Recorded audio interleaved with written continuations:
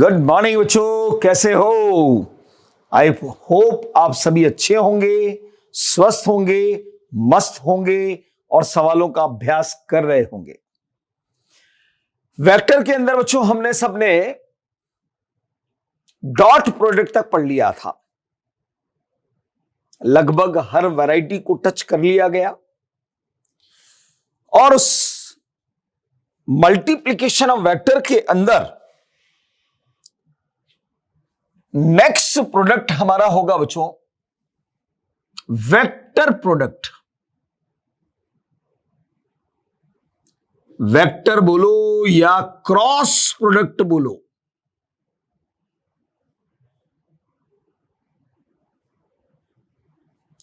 Of two vectors. हमारे syllabus में दो ही वेक्टर का प्रोडक्ट है बच्चों, तीन वेक्टर का प्रोडक्ट नहीं है। वो आईआईटी एडवांस के अंदर है, वहां भी कोई रेयर केसेस में सवाल बनते हैं। चलिए समझिएगा ध्यान से। अब ये थोड़ा सा टिपिकल है डॉट प्रोडक्ट के कंपैरिजन में, इसलिए आपको बहुत ध्यान से चीजों को सीखना होगा। सपोज बच्चों यार ये कोई वेक्टर है हमारे पास, ए वेक्टर, और ये है कोई दूसरा वेक्टर बी, और दोनों वेक्टर्स के बीच में कोई ना कोई एक एंगल है बच्चों, और आपसे कहा जा रहा है कि इनका क्रॉस प्रोडक्ट कीजिए। तो यहां पर मैंने वेक्टर ए को वेक्टर बी के साथ क्रॉस प्रोडक्ट करना है, तो इन दोनों के बीच में मल्टीप्लिकेशन की फॉर्म में यहां एक क्रॉस का साइन लगाया जाता है, इसलिए इसको क्रॉस प्रोडक्ट का नाम दिया गया बच्चों। अगर डॉट लगाता तो डॉट प्रोडक्ट नाम पड़ गया, क्रॉस लगाया तो क्रॉस प्रोडक्ट नाम पड़ गया। और इसकी जो वैल्यू आती है बच्चों वो आती है mod of A vector mod of B vector sine theta n cap, इसकी वैल्यू आती है। इसी को सिंपल फॉर्म में अगर आप लिखते हो तो ऐसे लिखोगे आप, A vector cross B vector is equal to A B sine theta n cap. इसकी वैल्यू के अंदर ये ए बी साइन थीटा जो नजर आ रहा है बच्चों, वो इस क्रॉस प्रोडक्ट का मैग्नीट्यूड है। ये तो क्या है बच्चों? मैग्नीट्यूड है, क्रॉस प्रोडक्ट का मैग्नीट्यूड। पर आपको पता है कि unit vector always shows the direction, तो ये एन कैप जो होगा वो इस क्रॉस प्रोडक्ट की डायरेक्शन को रिप्रेजेंट कर रहा होगा। यूनिट वेक्टर है ये, और unit vector shows the direction, shows the direction, ये केवल डायरेक्शन को रिप्रेजेंट कर रहा है। यार बच्चों मैग्नीट्यूड के साथ डायरेक्शन भी आ गई, जबकि डॉट प्रोडक्ट में सिर्फ मैग्नीट्यूड था ए बी कॉस थीटा। यहां ए बी साइन थीटा है और साथ साथ डायरेक्शन भी आ रही है, क्योंकि यूनिट वेक्टर डायरेक्शन को शो करता है। तो यहां मैग्नीट्यूड भी डायरेक्शन भी है, इसका मतलब है ये पूरी की पूरी क्वांटिटी जो है वो एक वेक्टर है। यानी दो वेक्टर्स का ऐसा प्रोडक्ट किया गया जिससे आपको एक मिलने वाली क्वांटिटी वेक्टर मिल रही है, इसलिए इसका दूसरा नाम रख दिया गया बच्चों वेक्टर। ठीक है, यानी दो वेक्टर्स का ऐसा मल्टीप्लिकेशन जिससे एक वेक्टर क्वांटिटी मिलती हो, उसको हम वेक्टर प्रोडक्ट कहते हैं। और दो वेक्टर्स का ऐसा प्रोडक्ट जिससे एक स्केलर मिलती है, उसको स्केलर प्रोडक्ट कहा जाता है। तो मेरे हिसाब से नाम कैसे रखे गए ये तो समझ में आ गया, पर जरा मैं इस एन कैप के बारे में कुछ आपसे बताना चाहता हूं कि ये एन कैप है कहां, एन कैप है कहां। तो समझिएगा ध्यान से, यूनिट वेक्टर है, डायरेक्शन को शो कर रहा है, और वो भी क्रॉस प्रोडक्ट की डायरेक्शन को शो कर रहा है। तो भाई क्रॉस प्रोडक्ट का मैग्नीट्यूड की बात कर लेते हैं पहले। जब भी कभी आपसे मैग्नीट्यूड ऑफ क्रॉस प्रोडक्ट की आपको जरूरत पड़े या आपसे पूछा जाए बच्चों, तो आपको मॉड फॉर्म में लिखना है A vector cross B vector, और इसकी वैल्यू होती है ए बी साइन थीटा के बराबर, सिर्फ मैग्नीट्यूड। जब मॉड फॉर्म में क्रॉस प्रोडक्ट लिखा हुआ आए तो समझ लो ए बी साइन थीटा की बात कर रहा है। हर बात पर सवाल है या ध्यान रखना, इसलिए मैं आपको एक एक चीज क्लियर कर रहा हूं। ये तो बात हुई बच्चों मैग्नीट्यूड की। अब डायरेक्शन ऑफ क्रॉस प्रोडक्ट की भी बात कर लेते हैं बच्चों। डायरेक्शन ऑफ क्रॉस प्रोडक्ट जो कि एन कैप शो करता है, कहां होगा ये? तो देखिए आप इधर, n cap is always perpendicular to plane containing of vector A and B. N cap is always perpendicular to plane containing of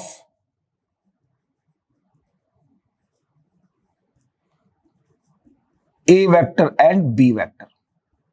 A vector और बी वेक्टर मिलकर जो प्लेन बना रहे हैं उस प्लेन के परपेंडिकुलर होगा एन कैप। यहां दिख रहा है आपको कि ये ए वेक्टर और ये बी वेक्टर। प्लेन का मतलब मैंने आपको बताया था कि इन दोनों वेक्टर ने जितना एरिया कवर किया हुआ है वही एरिया प्लेन कहलाएगा।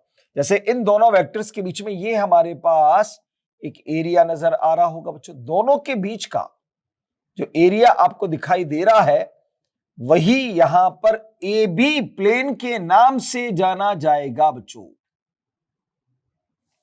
क्योंकि ए और बी से मिलकर बना है इसलिए ए बी प्लेन। एक्स और वाई से मिलकर बनता था तो एक्स वाई प्लेन कहते थे हम। तो यहां ए और बी से मिलकर बना हुआ प्लेन है इसलिए ए बी प्लेन बोला गया। तो इस प्लेन के परपेंडिकुलर होगा। अब ये प्लेन मैंने कहां बना रखा बच्चों? ग्लास पर बना रखा है, ठीक है, इस बोर्ड पर बना रखा है। ये प्लेन है अपने पास में जो इस ग्लास के अलोंग है। तो इसके परपेंडिकुलर डायरेक्शन का क्या मतलब हुआ? या तो ये ऐसे अंदर होगा या फिर ये बाहर होगा। कौन? क्रॉस प्रोडक्ट की डायरेक्शन प्लेन के परपेंडिकुलर है ना भाई, तो इस ग्लास के परपेंडिकुलर क्या हो सकता है?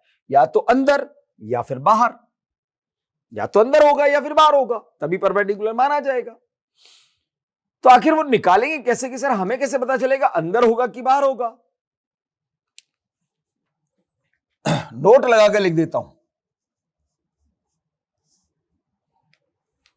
Direction of cross product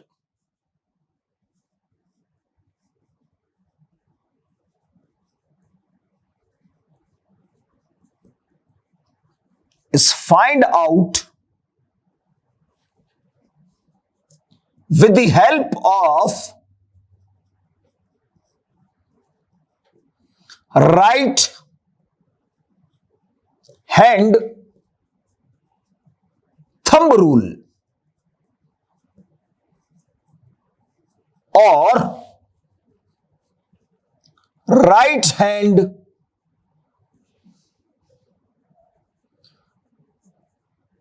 screw rule. Right hand thumb rule या राइट हैंड स्क्रू रूल से आप इस डायरेक्शन को कैलकुलेट करेंगे, फाइंड आउट करेंगे। कैसे? अब समझने की बात है, ध्यान से समझिएगा। ये दो वेक्टर मैंने लिए बच्चों, सपोज ये ए वेक्टर और सपोज ये बी वेक्टर, दोनों के बीच का एंगल थीटा है और आपसे कहा गया कि ए क्रॉस बी की डायरेक्शन को कैलकुलेट कीजिए। तो हमें यह देखना होगा कि हमारे लिए पहला वेक्टर कौन है। This is the first vector and this is second vector. पहले मैं आपको राइट हैंड थंब रूल सिखा रहा हूं, समझिएगा। प्रैक्टिकली देखें अपन तो ज्यादा अच्छा होता है बच्चों। सपोज ये वाला पेन मेरा ए वेक्टर को रिप्रेजेंट कर रहा है और ये वाला पेन मेरा बी वेक्टर को रिप्रेजेंट कर रहा है। ये ए वेक्टर है, ये बी वेक्टर है।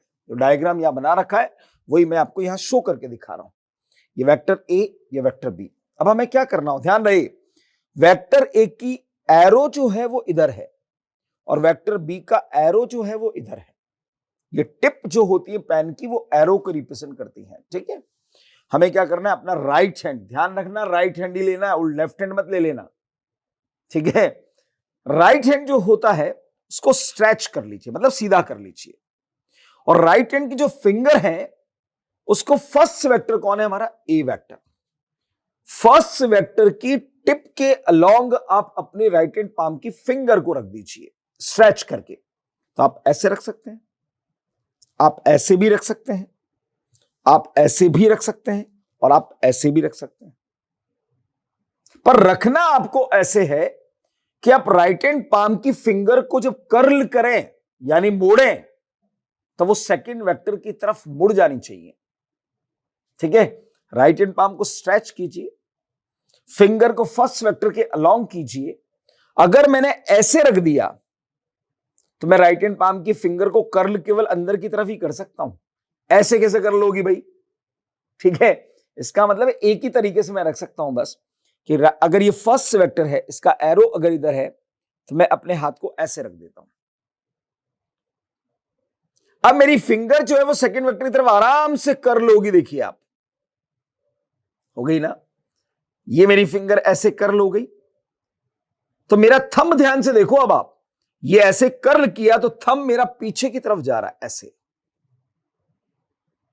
तो आपको अपने राइट हैंड पाम को स्ट्रेच करके फर्स्ट वेक्टर जो भी होगा उसके एरो हेड की तरफ अपने राइट हैंड पाम की फिंगर को ले जाना है, और सेकंड वेक्टर की तरफ आपको अपनी फिंगर को कर्ल कर देना है। रखा, कर्ल किया, थंब कहां गया, बाहर की तरफ, ऐसे। मतलब इस प्लेन के लिए देखा जाए तो ये बाहर की तरफ है। क्लियर? तो यहां पर इस ए क्रॉस बी की डायरेक्शन है प्लेन के परपेंडिकुलर, क्योंकि प्लेन ये है, इसके बीच का जो एरिया है वही प्लेन है हमारा, ये एरिया है हमारा। इस प्लेन के परपेंडिकुलर हमें डायरेक्शन मिली है। अगर मेरी फिंगर्स एंटी क्लॉक में रोटेट हो रही हैं, एंटी क्लॉकवाइज डायरेक्शन के अंदर, तो डायरेक्शन होगी मेरी आउटवर्ड्स, बाहर की तरफ होगी। ठीक है, कब? जब फिंगर्स रोटेट हो एंटी क्लॉकवाइज डायरेक्शन में। फिंगर अगर रोटेट होती है एंटी क्लॉकवाइज डायरेक्शन के अंदर तो हमेशा प्लेन के परपेंडिकुलर आउटवर्ड होगी। और अगर यही प्लेन, ये तो ग्लास तो वर्टिकल है ना यार, ये तो ग्लास तो वर्टिकल है। जैसे देखो ये ए वेक्टर, ये बी वेक्टर, तो इनके बीच का प्लेन वर्टिकल बना, इसलिए क्या हुआ, ए क्रॉस बी जब किया तो आपको ऐसे मिला आउटवर्ड डायरेक्शन के अंदर। पर अगर मैं ऐसे रख देता, मान लो कि ये मेरा ए वेक्टर, ये बी वेक्टर, तो इनके बीच का प्लेन हॉरिजॉन्टल होगा। जब आप ए क्रॉस बी करेंगे तो अपवर्ड मिलेगा। एंटी क्लॉक में घुमा है आपकी फिंगर। मैं अगर घड़ी को यहां रख देता हूं तो घड़ी की सुइयां ऐसे घूमती है, क्लॉकवाइज है। मेरी फिंगर ऐसे घूम रही है तो एंटी क्लॉकवाइज है, एंटी क्लॉकवाइज है, अपवर्ड। क्लियर? प्लेन अगर वर्टिकल है तो आउटवर्ड, प्लेन अगर हॉरिजॉन्टल है तो अपवर्ड। ठीक है, यानी बाहर की तरफ कुल मिलाकर। पर अगर मान लो आपने कहा कि नहीं सर हम तो बी क्रॉस ए करना चाहते थे, यह बी वेक्टर है बच्चों, ये ए वेक्टर है। अब आप अगर मान लो बी से ए की तरफ आना चाहते हैं, बी क्रॉस ए, तो देखिए आप ये ए वेक्टर, ये बी वेक्टर, बी से ए की तरफ जाओगे ऐसे, तो अपनी फिंगर को ऐसे कर्ल कर दीजिए। थंब कहां गया, इनवर्ट डायरेक्शन के अंदर, तो इस प्लेन के अंदर की तरफ जाएगा यानी इनवर्ड होगा। मेरे राइट हैंड पाम की फिंगर्स रोटेट हो रही है क्लॉकवाइज में। कहां रोटेट हो रही है? क्लॉकवाइज में। तो डायरेक्शन कहां गई बच्चों? इनवर्ड। जिन दो वेक्टर्स से मिलकर प्लेन बन रहा है उस प्लेन के परपेंडिकुलर ही क्रॉस प्रोडक्ट की डायरेक्शन होगी। फिंगर अगर घूमती है एंटी क्लॉकवाइज में तो आउटवर्ड या अपवर्ड, फिंगर अगर घूमती है क्लॉकवाइज में तो इनवर्ड या डाउनवर्ड। जैसे आपको फिर बता देता हूं, ये बी वेक्टर, मान लो ये बी वेक्टर, ये ए वेक्टर है, तो आपने बी क्रॉस ए किया तो बी से ए की तरफ, तो फिंगर कहां गई? इस प्लेन, वर्टिकल प्लेन के अंदर की तरफ। आप कहते हैं नहीं सर हम ये कहना चाहते हैं ये बी वेक्टर है, ये ए वेक्टर, तो प्लेन कैसा बना? हॉरिजॉन्टल। तो बी से आप ए की तरफ फिंगर को घुमाओ तो ऐसे ही घुमाओगे, तो थंब कहां जा रहा है बच्चों? डाउनवर्ड डायरेक्शन के अंदर। ये हुआ हमारा राइट हैंड थंब रूल। समझ में आ गया होगा मेरे हिसाब से आपको। बात करते हैं राइट हैंड स्क्रू रूल की बच्चों। तो स्क्रू आपने सबने देखा होगा यार, कुछ चीज कसने के लिए काम आती है। ठीक है, जैसे मान लो मुझे कोई बोर्ड यहां टांगना है, तो यहां पर मैं 4 होल कर देता हूं, या स्क्रू लगाता हूं उसको कस देता हूं, या स्क्रू लगाता हूं उसको कस देता हूं। वो स्क्रू की मैं बात कर रहा हूं। कुछ स्क्रू इस शेप का होता है बच्चों,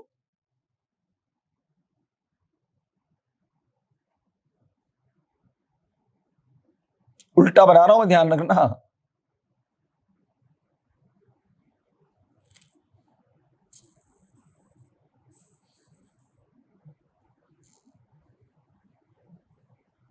ये स्क्रू होता है अपना, उल्टा बनाया है मैंने। और ये इसका एक्सिस ऑफ रोटेशन है जिसके अबाउट ही घूमता है बच्चों। ठीक है, मान लो कि यहां पर कोई ए वेक्टर है, यहां कोई बी वेक्टर है। अगर आप अपनी फिंगर को ए क्रॉस बी यानी कि ए से बी की तरफ ले जाओगे, यानी ऐसे समझो आप कि जैसे स्क्रू है, ठीक है, ये स्क्रू है, मैंने मान लिया ऐसे, ये ऐसे रखा हुआ है स्क्रू, ये ऐसे रखा हुआ है।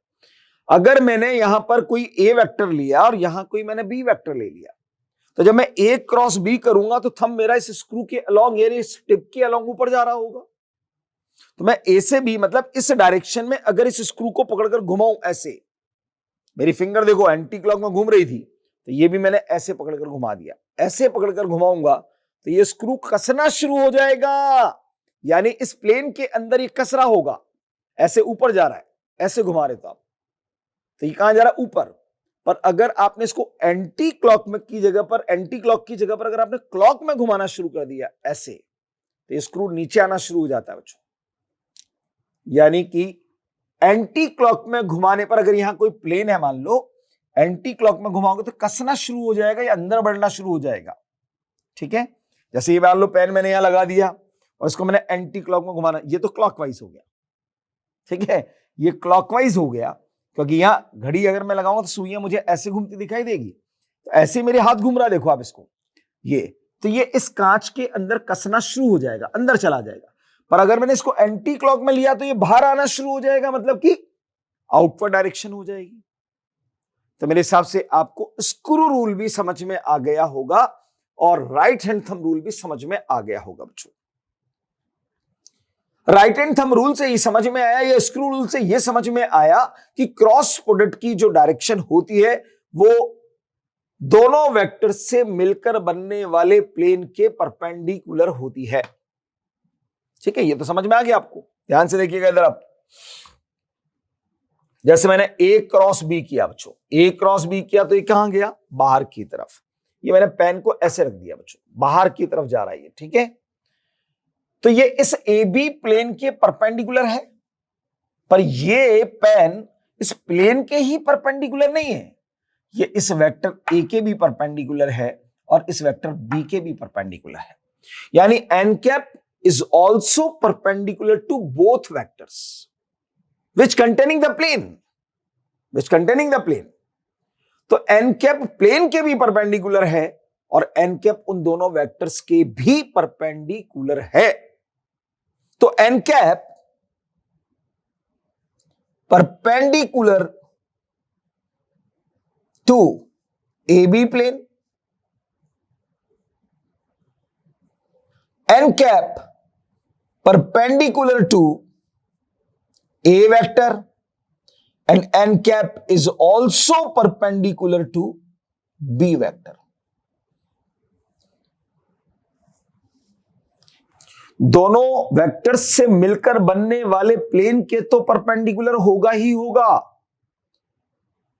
पर जिन दोनों वेक्टर्स से प्लेन बना है उन दोनों वेक्टर के परपेंडिकुलर भी होगा ये n कैप। क्लियर हो गई बात? चलिए भाई, अब दूसरी इंपॉर्टेंट बात बताने जा रहा हूं मैं, geometrical meaning of cross product.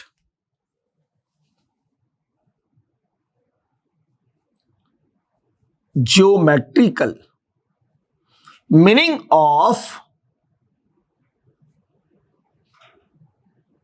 Cross product. Cross product का ज्योमेट्रिकल मीनिंग आपको समझाने जा रहा हूं, समझिएगा बच्चों। ज्योमेट्रिकल मीनिंग, मान लो कि दो वेक्टर से एक पैरेललोग्राम मैंने बनाया बच्चों। पैरेललोग्राम, लॉ ऑफ पैरेललोग्राम आपने पढ़ा है, और दो वेक्टर उसकी एडजेसेंट साइड्स को रिप्रेजेंट करते हैं बच्चों।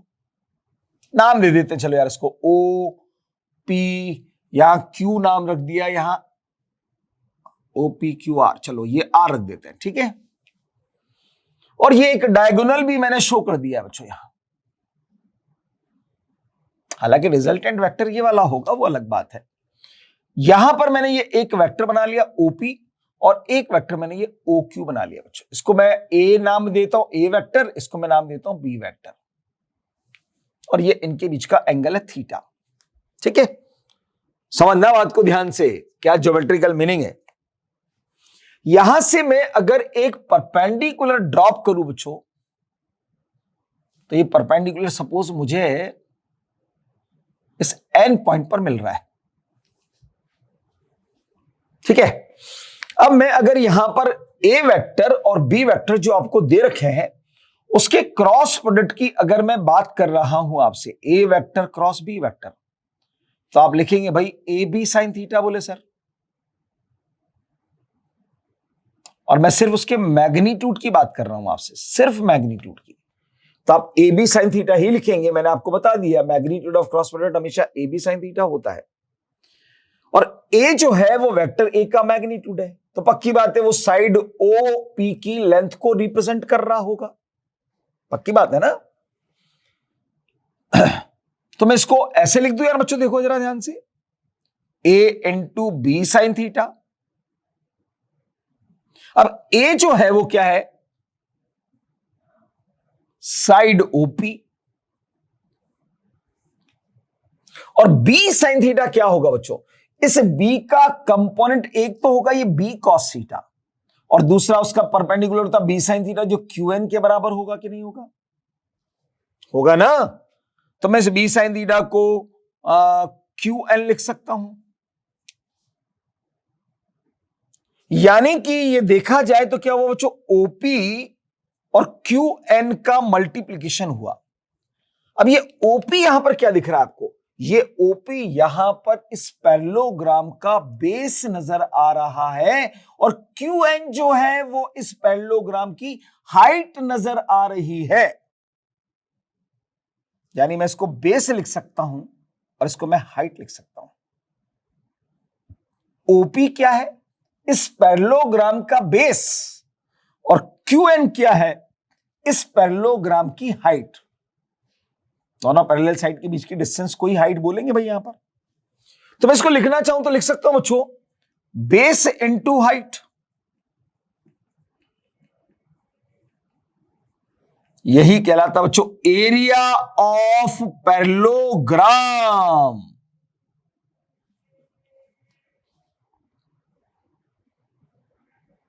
यानी कभी दो वेक्टर्स आपको पैरेललोग्राम की एडजेसेंट साइड की फॉर्म में अगर दे रखे हो, और आपसे पूछ लिया जाए कि एरिया ऑफ पैरेललोग्राम बताइए, तो आपको कुछ नहीं करना है, दोनों वेक्टर का क्रॉस प्रोडक्ट करना है और उसका मैग्नीट्यूड निकाल देना है, वही एरिया ऑफ पैरेललोग्राम होगा। यानी पैरेललोग्राम का जो एरिया है वो क्या है बच्चों, mod of A vector cross B vector. अच्छा ध्यान से देखो, मैं अगर पूछूं आपसे एरिया ऑफ ट्राइंगल क्या होता है, एरिया ऑफ ट्राइंगल क्या होता है, तो आप कहते हैं sir half into base into height होता है।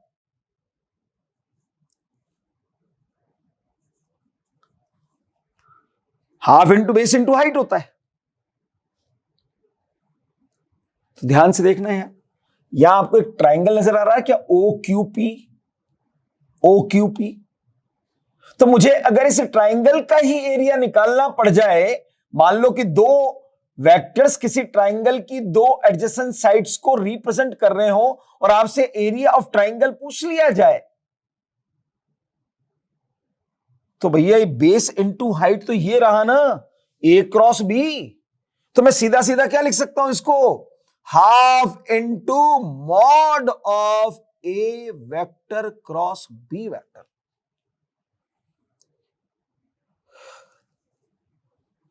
Half into mod of A vector cross B vector. अगर दो वेक्टर किसी ट्राइंगल की दो एडजेसेंट साइड्स को रिप्रेजेंट करें और आपसे उस ट्राइंगल का एरिया पूछ लिया जाए तो आप हाफ इनटू दोनों वेक्टर के क्रॉस प्रोडक्ट का मैग्नीट्यूड कर दीजिएगा। अच्छा, एक बात और देखो, हमें मालूम है यार बच्चों की पैरेललोग्राम ट्राइंगल लॉ का ही एनालॉग था, एनालॉगस था ना भाई। तो एक ट्राइंगल ये जितना बड़ा बनेगा, जितना एरिया होगा उतना ही एरिया इस दूसरे ट्राइंगल का होगा। यानी अगर मैं इस ट्राइंगल के एरिया को 2 से मल्टीप्लाई कर दूं तो एरिया ऑफ पैरेललोग्राम ही आएगा भाई। दोनों ट्राइंगल के एरिया का सम पैरेललोग्राम का एरिया होगा ना। तो आपने एक ट्राइंगल का एरिया निकाल दिया। अगर मैं इस एरिया को डबल कर दूं यानी 2 से मल्टीप्लाई कर दूं, 2 से 2 कट जाएगा, ओहो वापस से वो मिल गया एरिया ऑफ पैरेललोग्राम। तो दो वेक्टर का क्रॉस प्रोडक्ट का ज्योमेट्रिकल मीनिंग है area of parallelogram. Area of parallelogram clear हो गई बात। तो फिर सुन लीजिएगा, 3 बातें हो गई यहां पर, 2 बातें, सॉरी अभी तक 2 बातें बताई है मैंने कि अगर दो वेक्टर्स किसी पैरेललोग्राम की एडजेसेंट साइड्स को रिप्रेजेंट कर रहे हो और आपको एरिया ऑफ पैरेललोग्राम अगर पूछा जा रहा है तो आप दोनों वेक्टर का क्रॉस प्रोडक्ट कीजिए और उसका मैग्नीट्यूड निकाल दीजिए। आ गया area of parallelogram. Area of parallelogram equals to mod of A vector cross B vector बता रखा है आपको। पर अगर दो वेक्टर किसी ट्राइंगल की एडजेसेंट साइड्स को रिप्रेजेंट कर रहे हो तो एरिया ऑफ ट्राइंगल का सबसे आसान तरीका है कि आप दोनों वेक्टर का क्रॉस प्रोडक्ट कीजिए, उसका मैग्नीट्यूड निकालो और 2 से डिवाइड कर दीजिए। ठीक है,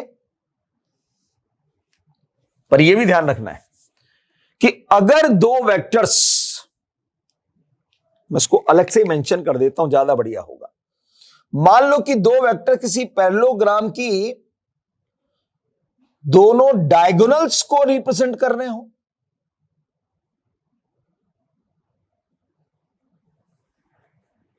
और फिर आपसे एरिया पूछ लिया जाए, वही चीज है, चिंता मत करो। इस कंडीशन में अगर एरिया ऑफ पैरेललोग्राम पूछा जाएगा तो करना कुछ नहीं है, जो ट्राइंगल का एरिया वही आएगा, half of mod of A vector cross B vector. ध्यान रखना, यह बड़ा कंफ्यूजिंग पॉइंट रहता है। अगर दो वेक्टर एडजेसेंट साइड को रिप्रेजेंट करेंगे तो area of parallelogram mod of A vector cross B vector आता है। पर अगर दो वेक्टर किसी पैरेललोग्राम के डायगोनल्स को रिप्रेजेंट करते हैं तो एरिया ऑफ पैरेललोग्राम जो आता है वो ट्राइंगल के एरिया जैसा ही होता है। क्योंकि फिर यहां से आपको परपेंडिकुलर ड्रॉप करना होगा, फिर इसका आपको कंपोनेंट लेना होगा, फिर यहां पर ये पूरा बेस मिलेगा, इस ट्राइंगल का एरिया निकालोगे और उसका डबल करोगे तो वापस से यही आने वाला है बच्चों।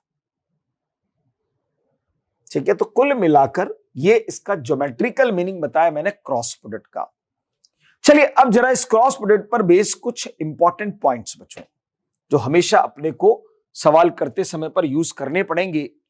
तो इसके इंपॉर्टेंट पॉइंट्स की मैं बात जब करूंगा आपसे, पर ये ध्यान रखना है आपको, ये 3 बातें हैं। पहली बात एरिया ऑफ पैरेललोग्राम, दूसरी बात एरिया ऑफ ट्राइंगल, तीसरी बात when two vectors are represent diagonal of the parallelogram then area half into mod of A vector cross B vector. Clear हो गई बात सबको? ये 3 बातें हैं जो सवालों के अंदर पूछी जाने की प्रोबेबिलिटीज ज्यादा रहती हैं, इसलिए मैंने आपको पहले ही स्पेशल तरीके से यहां पर बता दिया है आपको। एक और इंपॉर्टेंट बात मैं बताना चाहता हूं, पहले दिमाग में आ गई है तो बता ही देता हूं। इतना हमें मालूम चल गया बच्चों की क्रॉस प्रोडक्ट की जो डायरेक्शन होती है वो हमेशा दोनों वेक्टर्स से मिलकर बनने वाले प्लेन के परपेंडिकुलर होती है। ठीक है, अब अगर मैं कहूं बच्चों, मान लो आपसे, समझिएगा एक अलग से बात बता रहा हूं आपको, क्योंकि वो परपेंडिकुलर कंसेप्ट ये तो आपको बता दिया कि वो एन कैप जो होगा डायरेक्शन, क्रॉस प्रोडक्ट की डायरेक्शन वो दोनों वेक्टर से मिलकर बनने वाले प्लेन के परपेंडिकुलर है, साथ ही दोनों वेक्टर के भी परपेंडिकुलर है।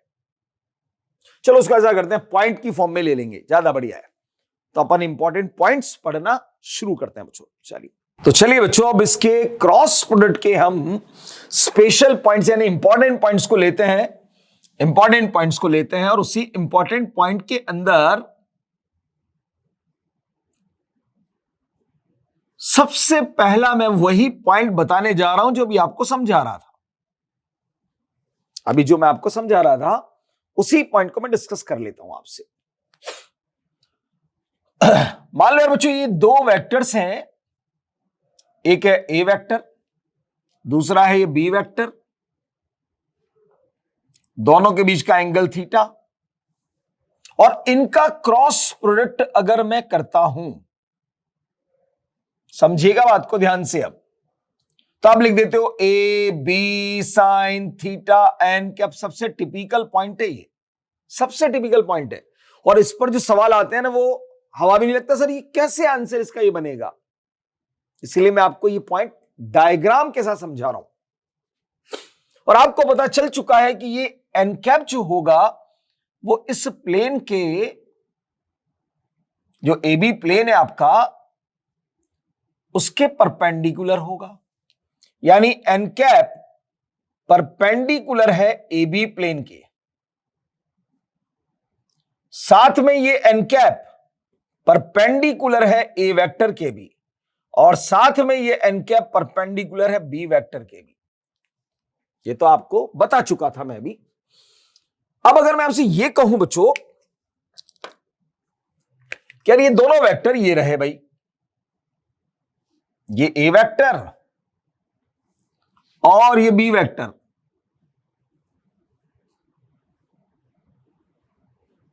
दोनों के बीच का एंगल थीटा है। अब अगर मैं आपसे कहूं ये रहा इनका प्लेन, समझना ध्यान से बात को, अब मैं जो बताने जा रहा हूं,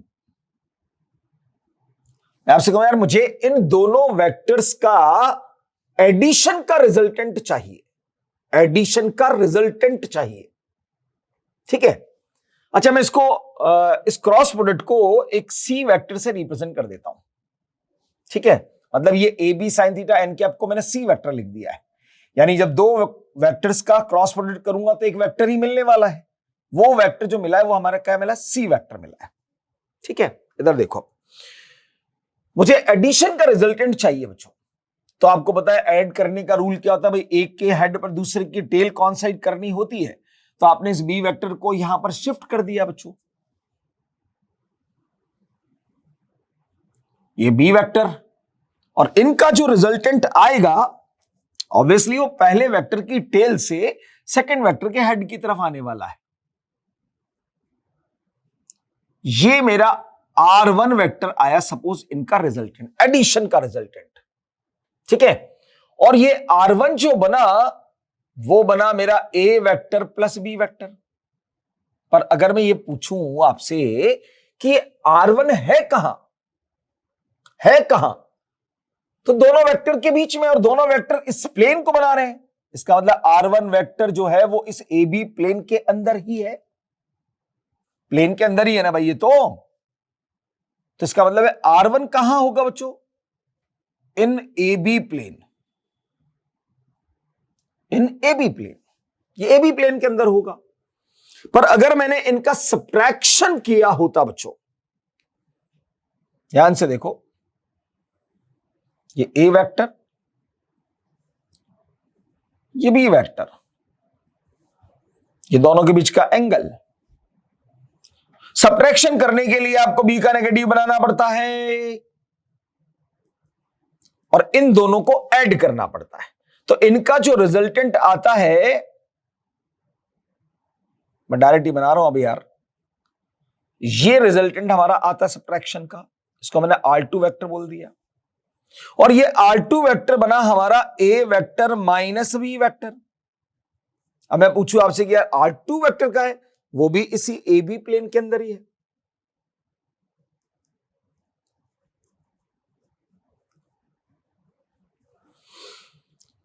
तो ध्यान से देखो अब इधर, सी वेक्टर कहां है? प्लेन के परपेंडिकुलर। R1 का है प्लेन के अंदर, R2 का है प्लेन के अंदर।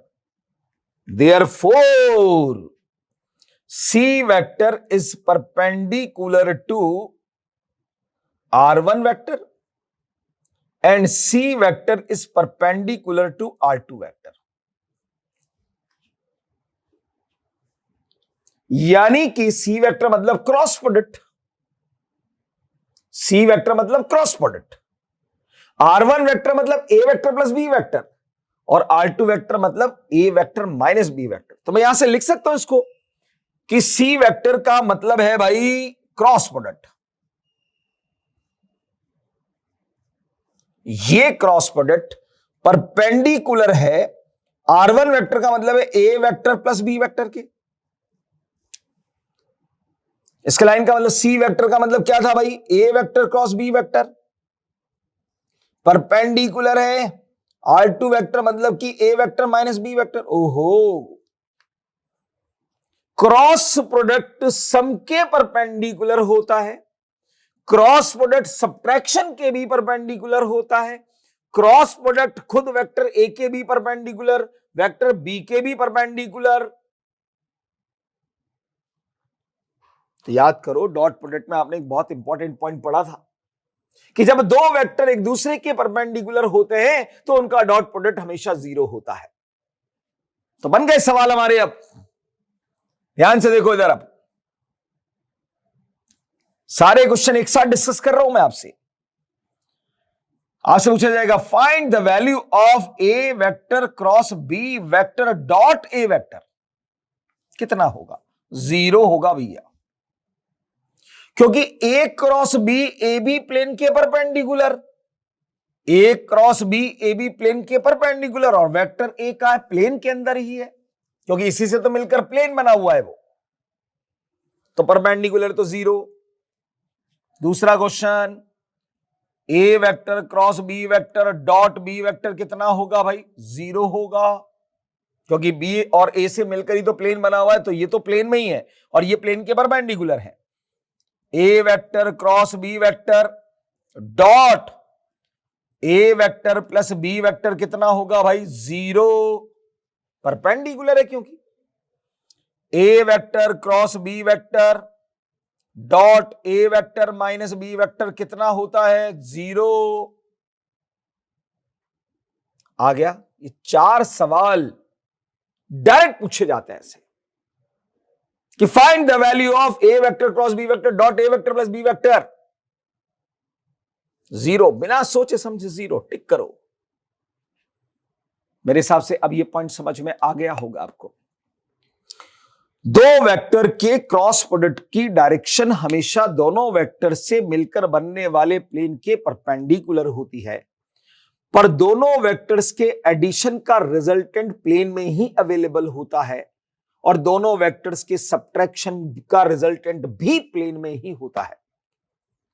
तो क्रॉस प्रोडक्ट जो होता है वो एडिशन के भी परपेंडिकुलर होता है और सब्ट्रैक्शन के भी परपेंडिकुलर होता है। मेरे हिसाब से बात समझ में आ गई होगी। पॉइंट बिल्कुल नीट एंड क्लीन क्लियर कर दिया है मैंने आपको, ठीक है। चलिए बच्चों, सेकेंड पॉइंट के अंदर मैं आपको बताऊंगा cross product of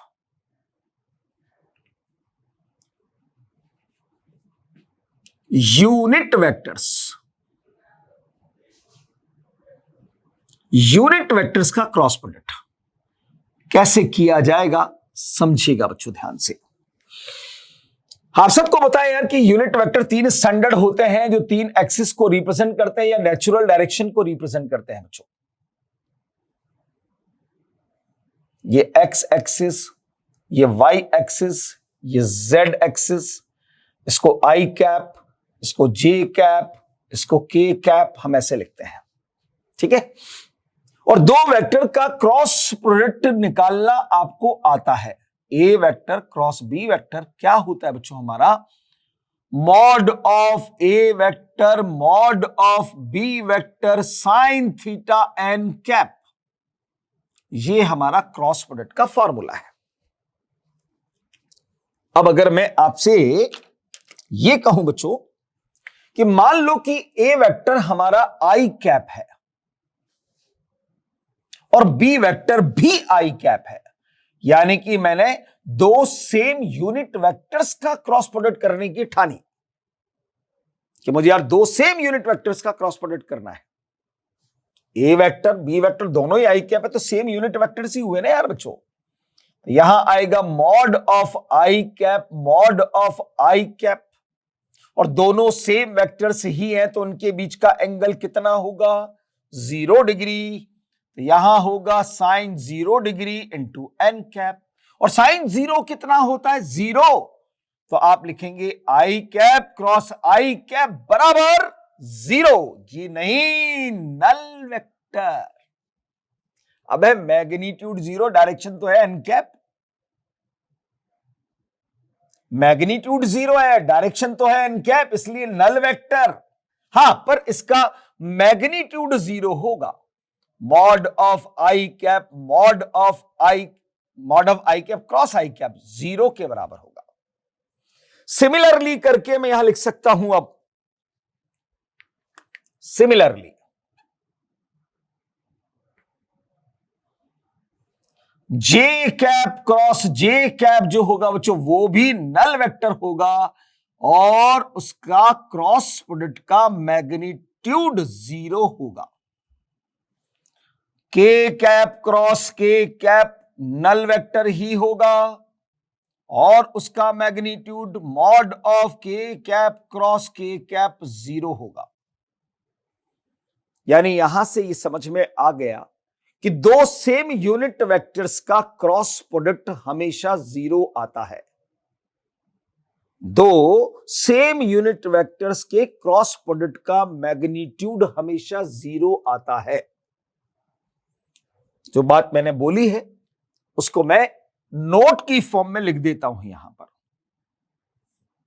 magnitude of cross product of two same unit vectors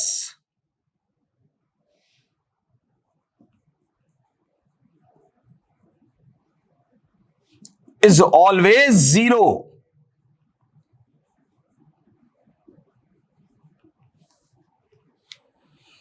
same unit vectors के क्रॉस प्रोडक्ट का मैग्नीट्यूड जो होता है वो हमेशा 0 होता है।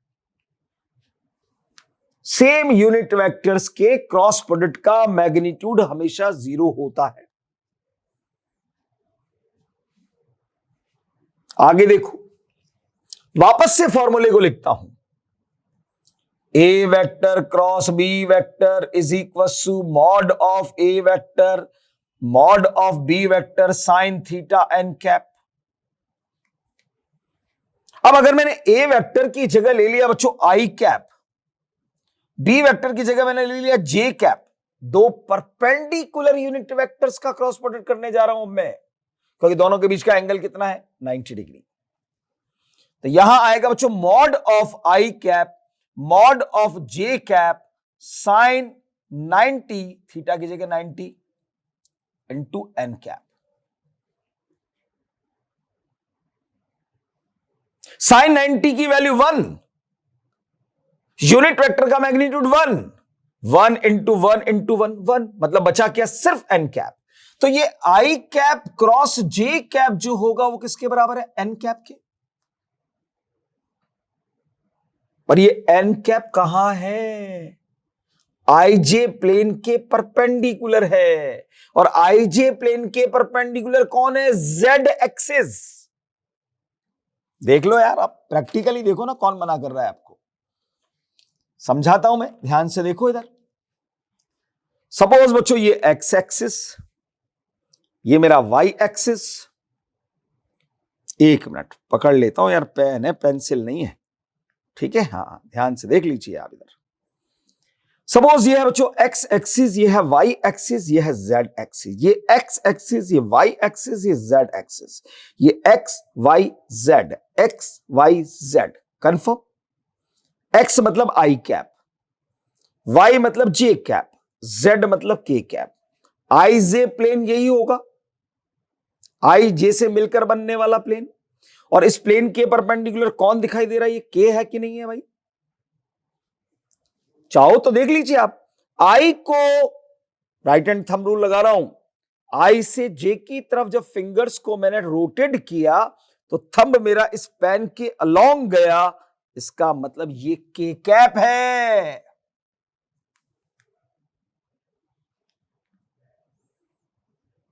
सिमिलरली मैं अगर लिखता हूं, अच्छा ये देखना है ध्यान से, इसका जो ऑर्डर देख रहे हो ना आप, आई क्रॉस जे एंटी क्लॉक में है, आई क्रॉस जे एंटी क्लॉक में घुमाया आपने, तो एंटी क्लॉक मतलब आई से जे की तरफ गए होंगे आप, तो आपको क्या मिल रहा है, एंटी क्लॉक में जाने पर थर्ड वाला यूनिट वेक्टर हमारा आंसर आ रहा है। तो अगर आप जे से के की तरफ जाओगे तो थर्ड वाला कौन मिलेगा, आई कैप।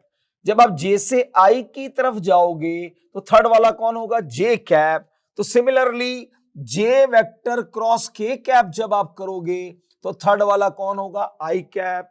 जब आप के वेक्टर क्रॉस आई कैप करोगे तो थर्ड वाला कौन होगा, जे कैप। पर ध्यान रखना ये एंटी क्लॉक वाइज डायरेक्शन के अंदर रोटेशन करने पर है डायरेक्शन, ठीक है, एंटी क्लॉकवाइज में। पर अगर क्लॉकवाइज में कर दोगे आप, ये एंटी क्लॉक में घुमाए, ध्यान रखना, आई से जे तो के, जे से के तो आई, के से आई तो जे। पर अगर आपने उल्टा घुमा दिया तो डायरेक्शन पलट जाएगी। ध्यान से देखो इधर, फिर प्रैक्टिकली बात कर लेते हैं। ये आई, ये जे, ये के, आई से जे की तरफ गए तो थंब कहां गया, इस पेन के पैरेलल। पर अगर आप जे से आई की तरफ आओगे तो ध्यान से देखो थंब कहां गया, नीचे, पेन के अपोजिट। आएगा के कैप ही पर वो होगा माइनस के कैप। यानी अगर जे क्रॉस आई कर दोगे तो माइनस के कैप, के क्रॉस जे कर दोगे तो माइनस आई कैप, आई क्रॉस के कर दोगे तो माइनस जे कैप। समझ गए? ये था यूनिट वेक्टर्स का क्रॉस प्रोडक्ट कैसे निकाला जाता है, पूरा मैंने आपको समझा दिया। क्योंकि यूनिट वेक्टर के क्रॉस प्रोडक्ट से ही हमें क्रॉस प्रोडक्ट मैथमेटिकली कैलकुलेट करना आएगा। क्योंकि वेक्टर के अंदर तो आई जे के दिखेंगे ना यार, तो कैसे हम करेंगे वो अगले पॉइंट के अंदर हमें समझना है। कि अगले पॉइंट के अंदर हम देखते हैं कि कैसे हम उसको क्रॉस प्रोडक्ट को कैलकुलेट करेंगे। ठीक है, चलिए देखते हैं बच्चों। चलिए बच्चों, यूनिट वेक्टर के क्रॉस प्रोडक्ट के बाद हम यहां पर अब वेक्टर्स का क्रॉस प्रोडक्ट करना सीखेंगे। अब तो थर्ड पॉइंट के अंदर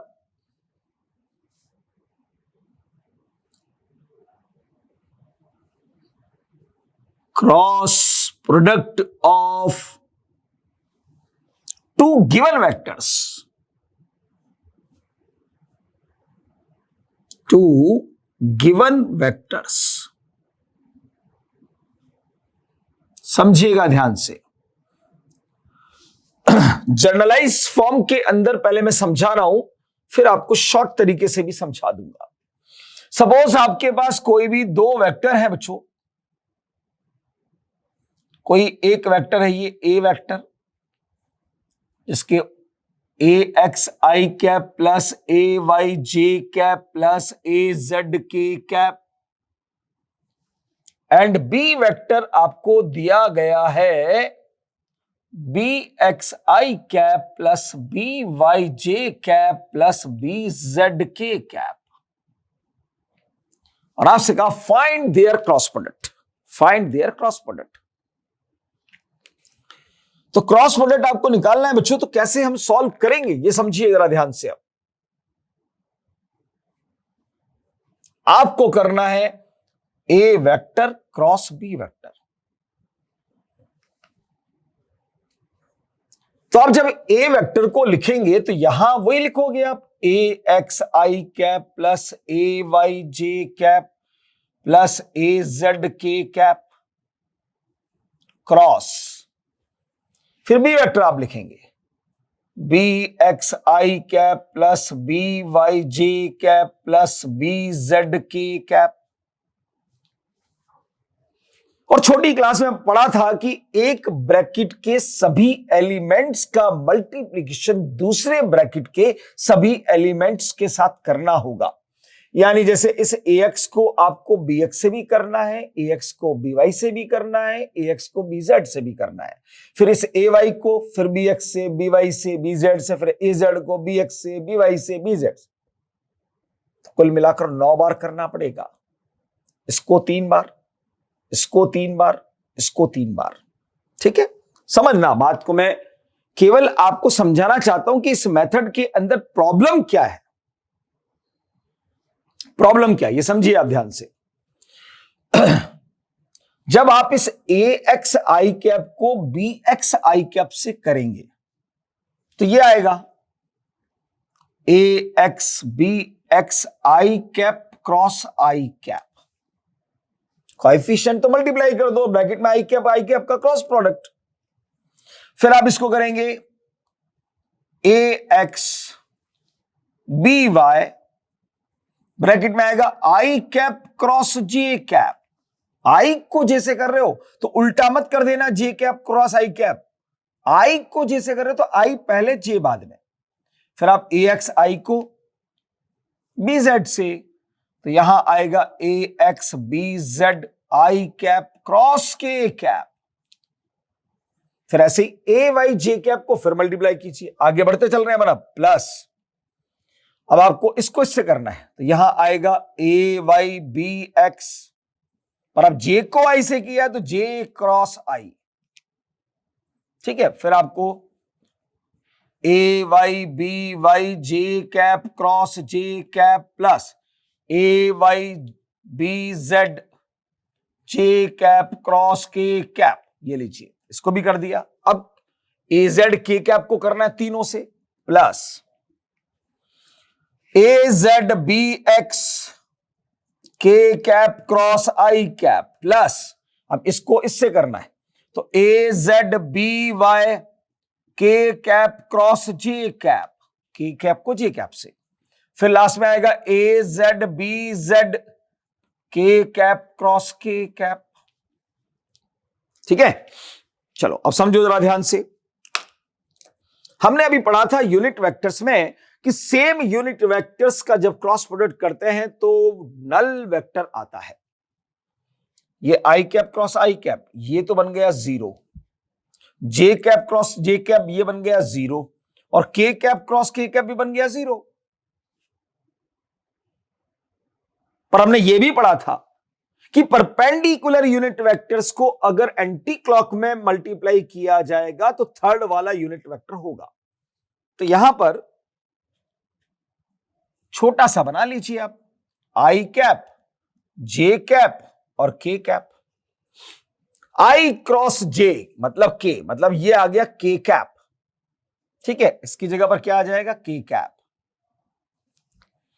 i क्रॉस k क्लॉकवाइज तो माइनस j कैप, इसकी जगह पर क्या आएगा बच्चों माइनस j कैप। या j cross i clockwise minus k cap, इसकी जगह पर minus k cap. j cross k इसकी जगह पर i cap plus i cap.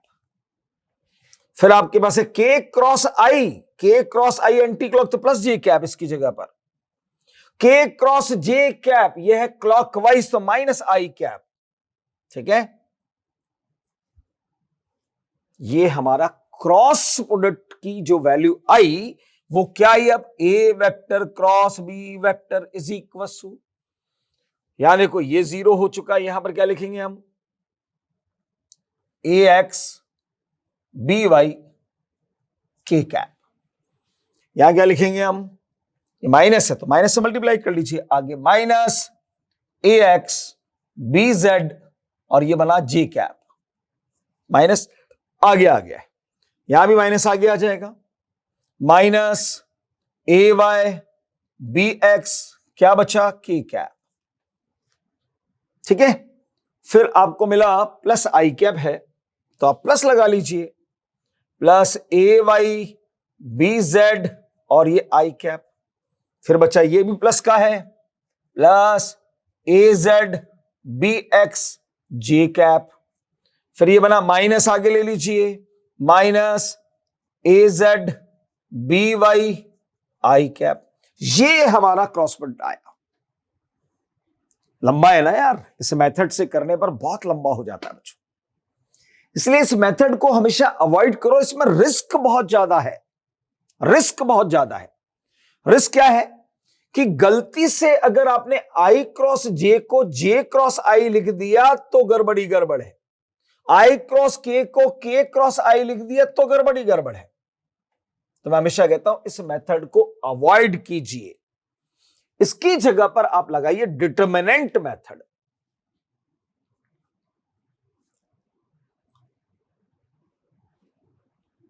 Determinant method समझो बच्चों, दो वेक्टर आपको दे रखे हैं, आपको सबसे पहले ए क्रॉस बी के लिए डिटरमिनेंट बनाना पड़ता है बच्चों। ए वेक्टर क्रॉस बी वेक्टर का डिटरमिनेंट कैसे बनेगा, दो वर्टिकल लाइंस को ड्रॉ कीजिए। यहां ऊपर सबसे पहले आई कैप, फिर जे कैप, फिर के कैप, ठीक है, क्योंकि तीन ही एलिमेंट हो सकते हैं ना भाई किसी भी वेक्टर के अंदर, तीन से ज्यादा तो होते नहीं है। अब सबसे पहला वेक्टर कौन है, ए वेक्टर। तो आपको ए वेक्टर के एलिमेंट्स लिखने हैं, मतलब आई का कोएफिशिएंट, जे का कोएफिशिएंट, के का कोएफिशिएंट। तो आई का कोएफिशिएंट कौन है, ए एक्स, जे का ए वाई, के का ए जेड। तो यहां पर आपका आएगा पहले ए एक्स, फिर यहां आएगा ए वाई, फिर यहां आएगा ए जेड। वेक्टर ए पहले, तो पहले वेक्टर ए आएगा, फिर वेक्टर बी बाद में, तो वेक्टर बी का उसके नीचे विद साइन लिखना होगा, ध्यान रखना ये विद साइन। सारे प्लस के लिए सब प्लस के लिख दिए मैंने। अगर मान लो यहां कहीं पर माइनस होता तो मैं यहां माइनस बी वाई लिखता फिर, ठीक है। तो विद साइन आपको लिखना होगा। ये तो आपने डिटरमिनेंट तैयार किया।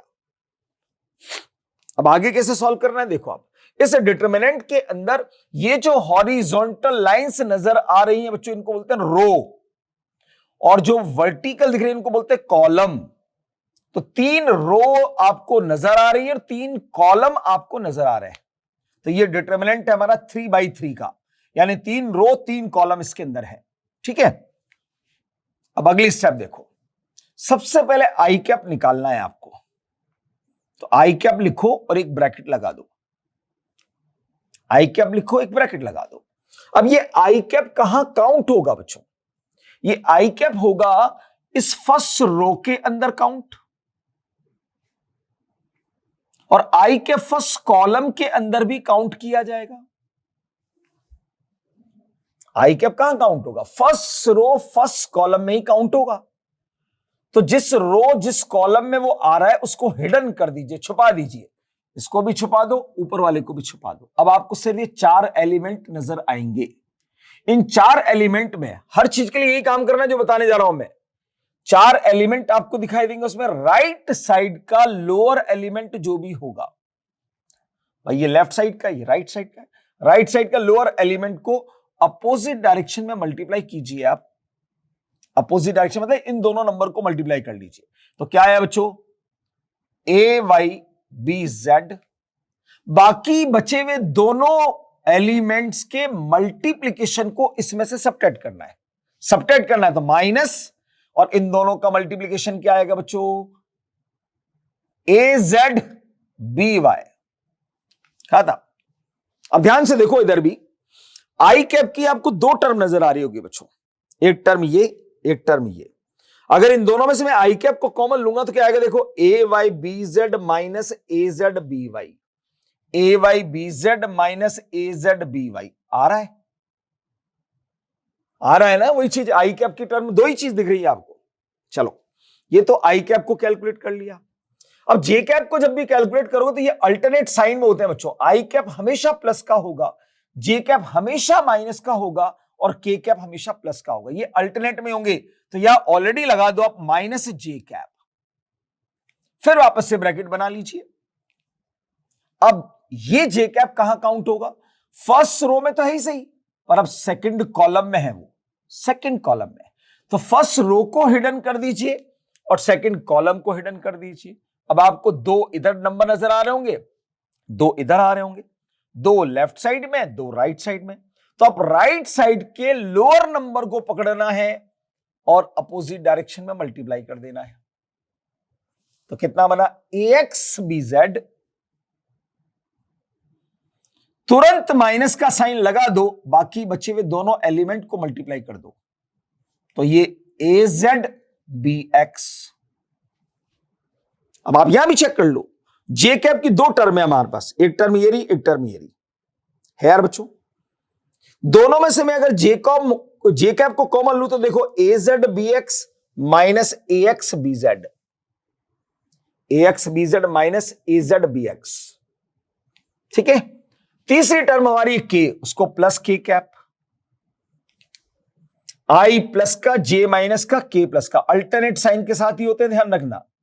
अब K कैप कहां काउंट होगा बच्चों? First row last column, first row last column, दोनों को हिडन कर दीजिए, फर्स्ट रो को भी लास्ट कॉलम को। अब ये 4 डिजिट दिखाई देंगी, इन 4 में से राइट साइड की ये 2, लेफ्ट साइड की ये 2, तो आप राइट साइड के लोअर नंबर को पकड़ो और अपोजिट डायरेक्शन में मल्टीप्लाई कर दो, तो कितना है बेटा ये AXBY, तुरंत माइनस का साइन लगाओ और बाकी बचे हुए दोनों नंबर्स को मल्टीप्लाई कर दीजिए, तो AYBX।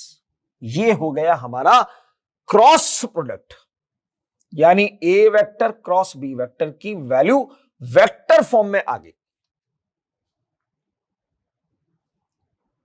एक सवाल के थ्रू अपन करके देख लेते हैं तो बात और ज्यादा क्लियर होगी, ठीक है। एक सवाल के थ्रू मान लो आपको गिवन दैट क्वेश्चन दे रहा हूं, ए वेक्टर की वैल्यू आपको दे दी 3i cap minus 2j cap plus k cap, ठीक है। और बी वेक्टर आपको दे दिया गया मान लो minus i cap plus 4j cap minus 3k cap, और बोला find A cross B, find A cross B. चलो भाई बच्चों, सबसे पहला काम सॉल्यूशन तैयार करने जा रहे हैं, ध्यान से देखिएगा। सबसे पहला काम होगा क्रॉस प्रोडक्ट लिखो, ए क्रॉस बी बोला है तो A cross B, B cross A बोला है तो बी क्रॉस बी। तुरंत आपको एक डिटरमिनेंट तैयार करना है। पहले उस डिटरमिनेंट में सबसे पहले ऊपर आई कैप, फिर जे कैप, फिर के कैप। अब पहला एलिमेंट कौन है हमारा? पहला वेक्टर कौन है? A vector. ए वेक्टर को पकड़ो और उसके एलिमेंट लिखना शुरू करो विद साइन, आई कैप का 3, उसके नीचे 3, जे कैप का -2, के कैप का +1, फिर बी वेक्टर, बी वेक्टर को लो -1, +4 और -3, बन गया डिटरमिनेंट। चलो अब इसकी वैल्यू निकालने जा रहे हैं। सबसे पहले आई कैप ब्रैकेट बनाओ, और आई कैप का है फर्स्ट रो फर्स्ट कॉलम, दोनों को करो हिडन, फर्स्ट रो को भी और फर्स्ट कॉलम को भी। ये 4 नंबर नजर आ रहे हैं आपको, इन 4 में से 2 राइट साइड पर है, 2 लेफ्ट साइड पर है। लोअर नंबर को पकड़ो, अपोजिट डायरेक्शन में मल्टीप्लाई कर दो, -2 को -3 से करोगे तो 6, तुरंत माइनस साइन लगाओ बिना सोचे समझे, बाकी बचे हुए दोनों डिजिट्स का मल्टीप्लीकेशन 4 खत्म। अब आई के बाद -j कैप, ध्यान रखना अल्टरनेट साइन में होते हैं, i + j-, ठीक है। अब जे कैप कहां होगा? First row second column, first row को हिडन करो, सेकंड कॉलम को हिडन करो, तो आपको ये 4 डिजिट नजर आएंगे, 2 इधर 2 इधर। राइट साइड का लोअर नंबर पकड़ो, अपोजिट में मल्टीप्लाई करो, कितना है बच्चों? -9, तुरंत माइनस लगाओ, बाकी बचे हुए दोनों का मल्टीप्लीकेशन करो, -1, ठीक है, plus k cap, plus k cap, k cap first row last column, इसको छुपाओ इसको छुपाओ, राइट साइड का लोअर नंबर पकड़ो, अपोजिट में मल्टीप्लाई करो, कितना आया? 12 माइनस बाकी बचे हुए दोनों का मल्टीप्लीकेशन 2, बस हो गया इस काम। ये कितना बचा? 2, तो ये हो गया 2i कैप। ये ध्यान से देखना, माइनस माइनस प्लस हो गया, बचा कितना? -8, -9 में से +1 गया तो -8, -8 को इससे मल्टीप्लाई करोगे तो +8j कैप। यहां देखो इधर 12 माइनस 2 10 मतलब प्लस 10 के कैप। तो इस सवाल के क्रॉस प्रोडक्ट का हमारा आंसर बनता है A vector cross B vector का आंसर ये बनेगा हमारा। मेरे हिसाब से आपको क्रॉस प्रोडक्ट कैसे किया जाएगा दो वेक्टर्स का डिटरमिनेंट मेथड बहुत अच्छे से समझ में आ गया होगा। चलिए कुछ पॉइंट और है बच्चों, वह हम अब अगली क्लास के अंदर पढ़ेंगे। थैंक यू सो मच और कीप स्माइल, हमेशा प्रैक्टिस करते रहिएगा। Thank you.